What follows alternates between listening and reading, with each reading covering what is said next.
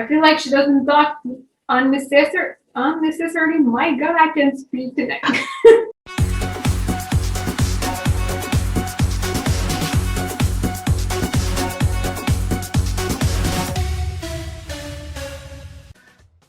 Hello, guys, one more time, and welcome to Ring Royalty. My name is Alexis, as you already know, and today, once again, Alex Ann is back in the house. How are you doing? I'm doing good. It's been a while. I'm happy to be back. How have you been in these couple months? I've been great. Been busy a lot.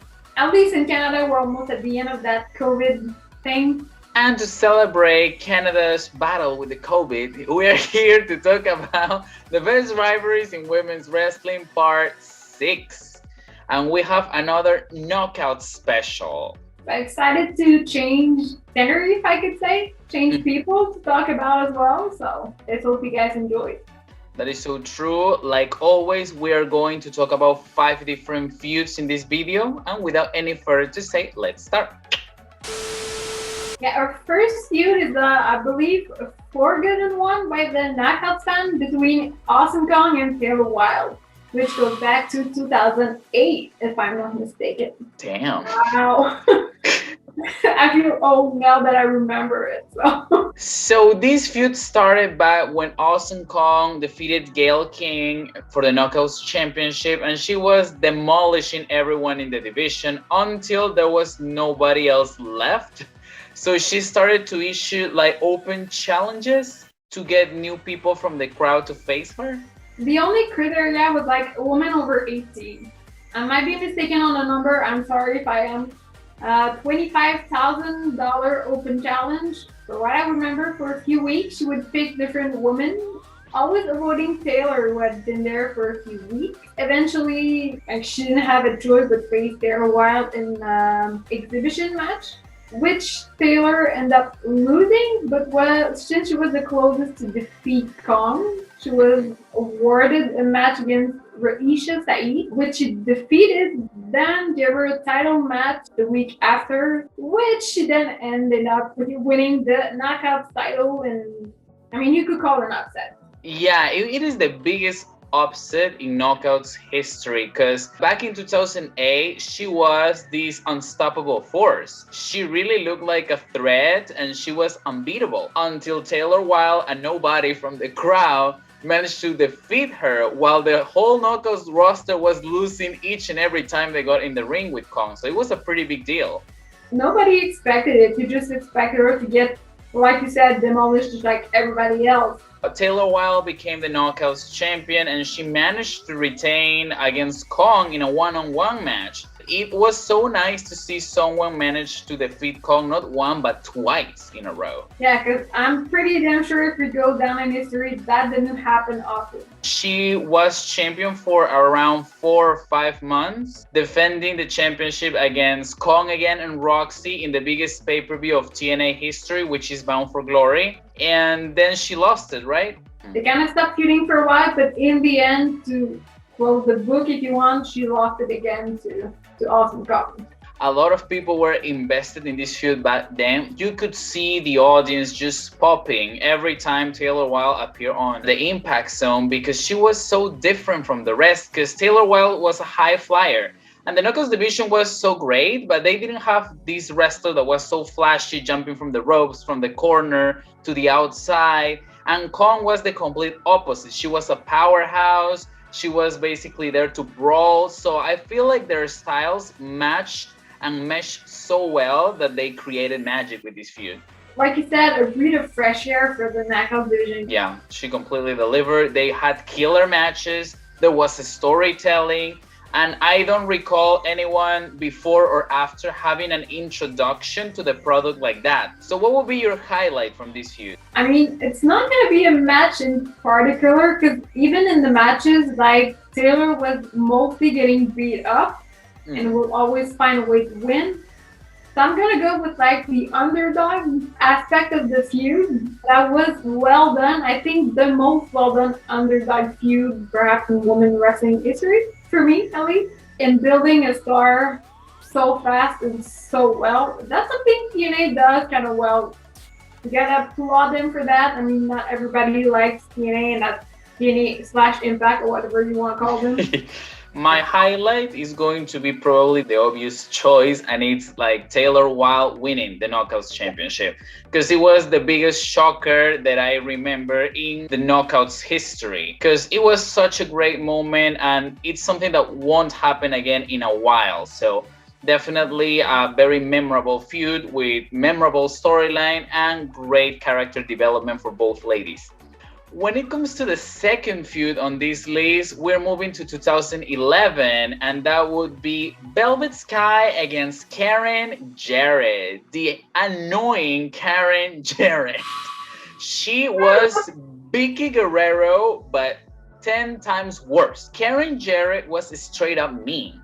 She was there to be a bitch, and she made us hate her. So she was doing her part awesome. This started when Kurt Angle was tired of Karen Jarrett's BS. He was going to bring or hire a mistress only for wrestling purposes only to take out Karen Jarrett. So she did this State of the Knockouts segment, starting this feud with Velvet, basically pointing at her as the chosen one from Kurt Angle. From this point until around October, which were like 5 months, Karen Jarrett was trying to make Velvet's life a living hell.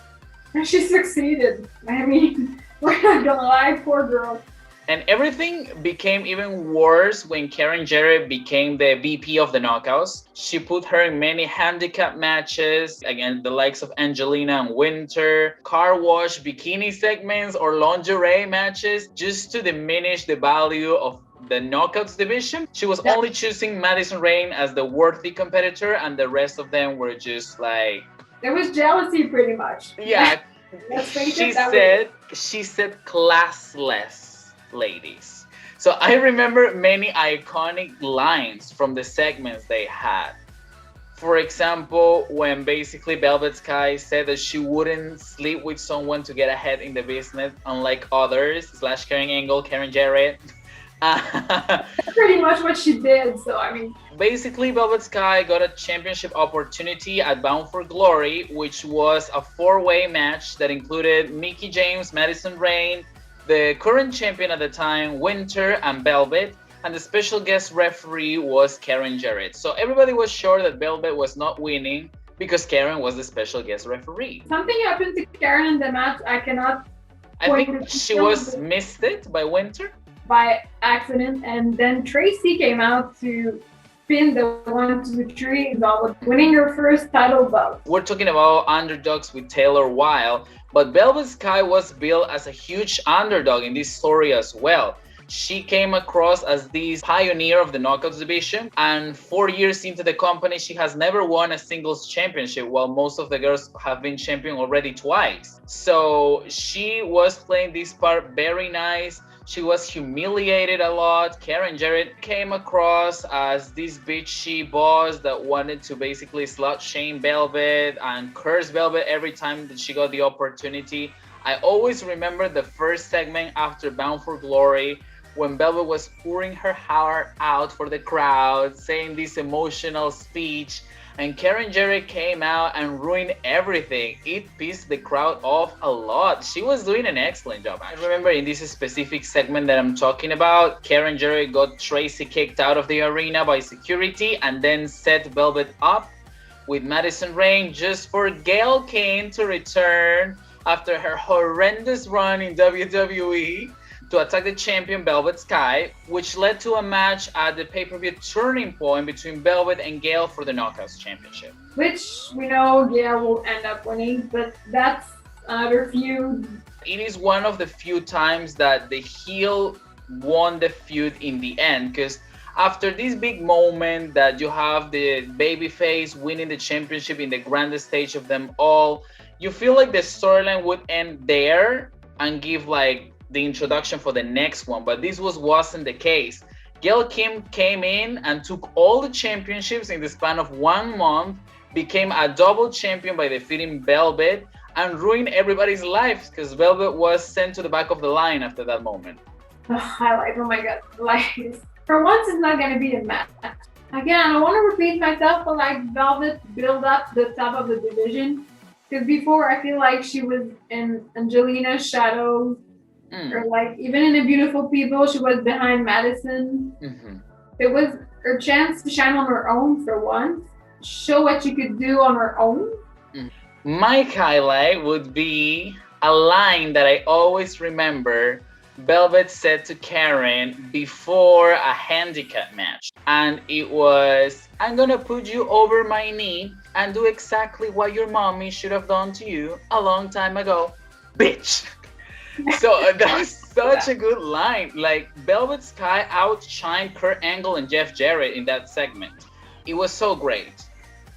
So feud number 3 is one of the most recent / iconic knockouts feud, which is Gail versus Terrell from 2013. This feud came after the knockout division had been dead, if I can say, for a while. It started when Taryn was hired as a knockout referee, Gail being a heel, blaming everybody else for herself when she loses. I mean, that's what heel does. So. Especially Taryn, because she had an obsession with blaming Taryn for everything.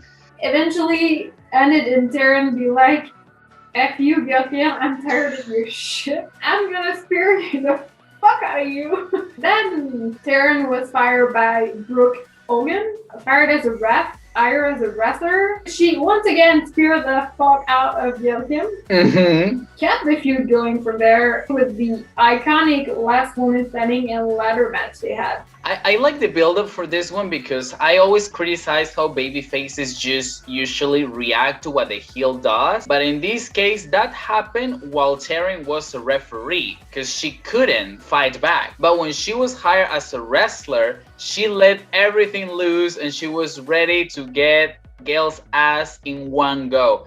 And that example was the last women's standing match.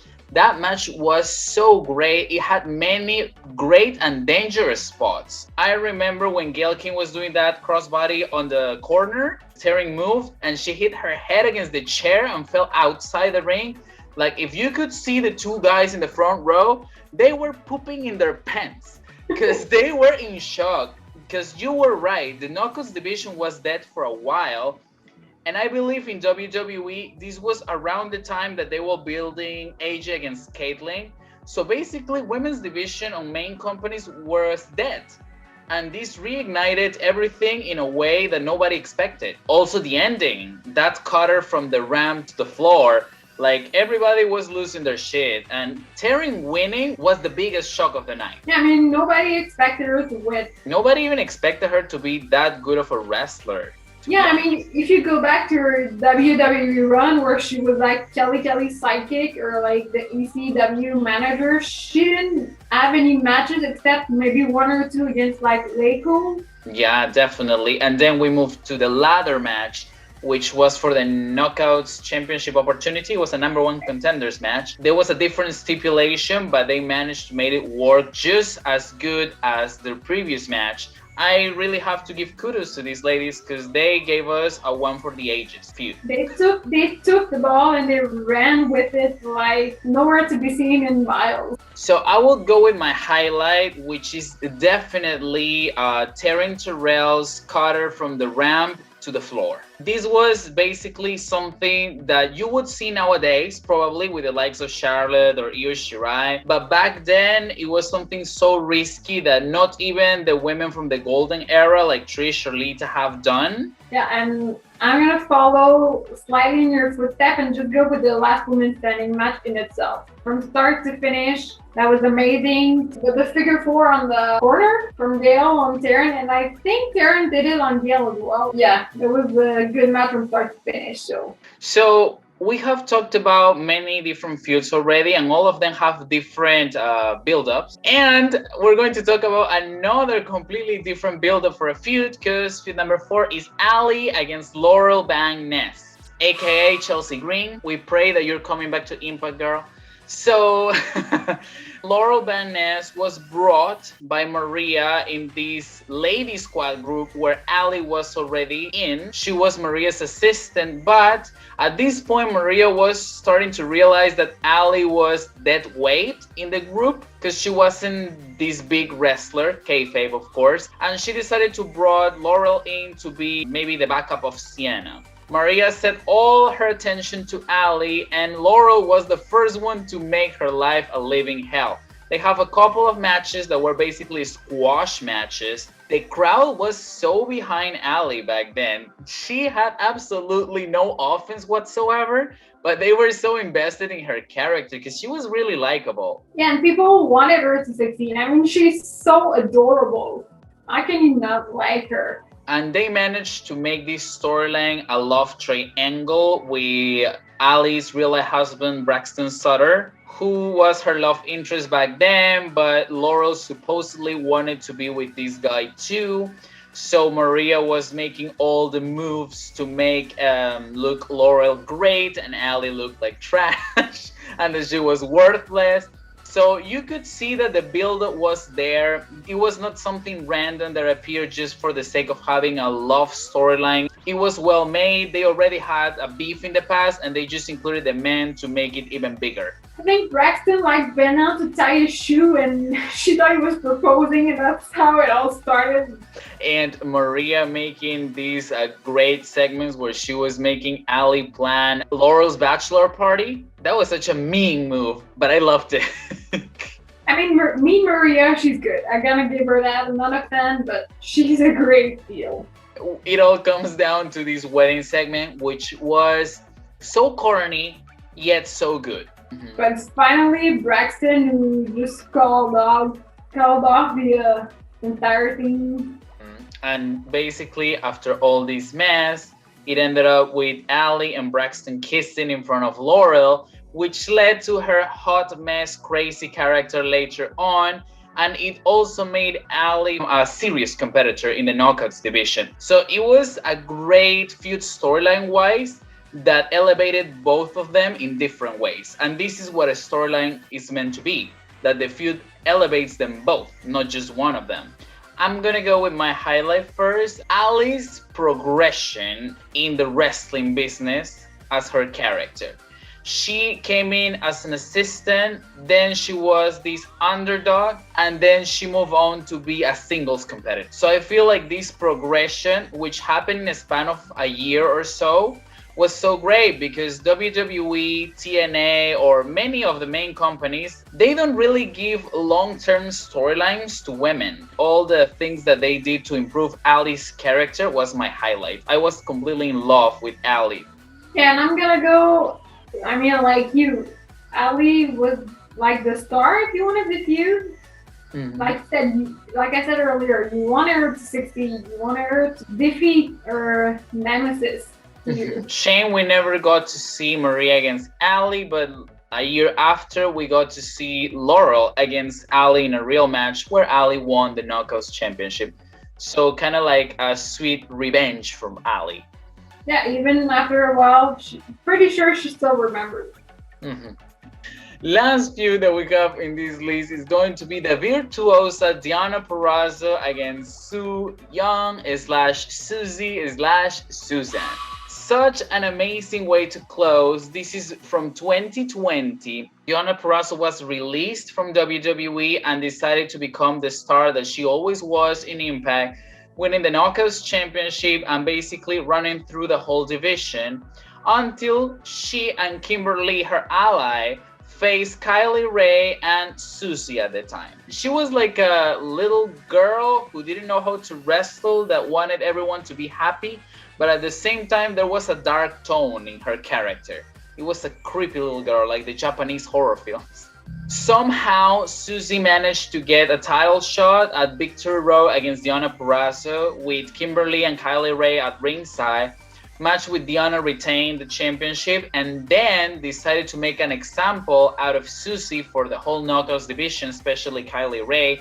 And she trapped Susie's arm in a chair and jumped from the top rope, breaking it, and having this heartfelt moment where Kylie Rae was watching her friend in pain but couldn't do anything as Kimberly was holding her back. For a while, they had like tag team matches, and you could see it towards the end of the match, and even the segment they had like Susie switching between Susie and Su Yung, and a weird shake of her head or whatever was going on in there. Yeah, something like that. So then Kylie was supposed to face Deonna at Bound for Glory retired from the match for what we will find out later mental health issue. So they bring in a surprise opponent for the night, which would end up being Su Young. It was a smart move storyline wise, because she broke Susie's arm, and Susie is Su Young, so she wanted revenge. So Su Young came in, replacing Kylie Ray and winning the Knockouts Championship after the panic switch, which made a lot of fans, including myself, really happy because, we were missing Su Young. It's been a while since she was on TV. And that led to a match, a turning point of 2020 between Deonna and Su Young in this no disqualification match. The match was great. That was needed because, like you said, Sue wanted revenge for Susie. She was determined to destroy Deonna, pretty much. And Deonna wanted her title back. And also a nice touch in this feud was the fact that Su Young took out Kimberly the week prior to the pay-per-view. So this was a straight-out one-on-one match. There was no interference from no one else, and it proved that Deonna Purrazzo could do it on her own. She debuted the Cosa Nostra, which is a pile driver, to defeat Su Young and win her title back, which was a shocker if you ask me, because I didn't expect Su to have such a short reign. I agree with you. I didn't expect one, her to return, and two, to drop it so quickly. And after winning the championship, we moved to Deonna getting an agreement or an arrangement with Father James Mitchell, because she knew that Su Young wanted another shot at the championship, and she said, hell no, I'm not facing that demon again. The trade was Su was supposed to become Susie, and that didn't happen, and what we got was Susan. And basically all of this ended up with the feud because now Susan was in Deonna's corner, so the rivalry ended there. To finish, I'm gonna go with my highlight, and that's going to be Susan / Su Young / Susie's character work. All of them were completely different from one another, yet she made them all work out. Yeah, that was going to be my highlight, so. Different characters played in three different opposite way of each other, and even her wrestling style is different.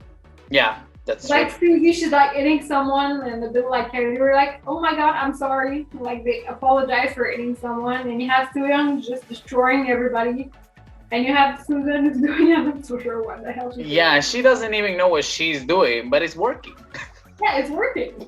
So I guess after all, we have a similar taste. Yeah, we do. Alright, so this was the best rivalries in women's wrestling part 6. I feel like it's been a pretty interesting journey since we started this video, because I didn't remember most of these before doing the research, and I forgot how good they were. Yeah, and that's the fun thing I feel about that segment, and it's rediscovering things that you forgot about. Watching it to the small details. I want to thank you once again for being here. Is there anything you want to say to finish the video? Oh my god, yes, I forgot. I wanted to say it at first. It's been a few weeks, I feel like, but I want to wish you happy first year anniversary of your channel. Yay! Thank you for having me. Thank you very much. So sweet. I'm doing what I can. Everybody be patient, because sometimes life is a struggle and the struggle is real. But somehow I managed to survive a year here. I didn't expect it, but I accomplished that. I'm going to leave Alex Ann's channel over here so you can check her content out. It's so great. She's a YouTuber. And I'm going to leave my Instagram over here as always if you want to contact me. And I will see you guys next time with a new video. Goodbye.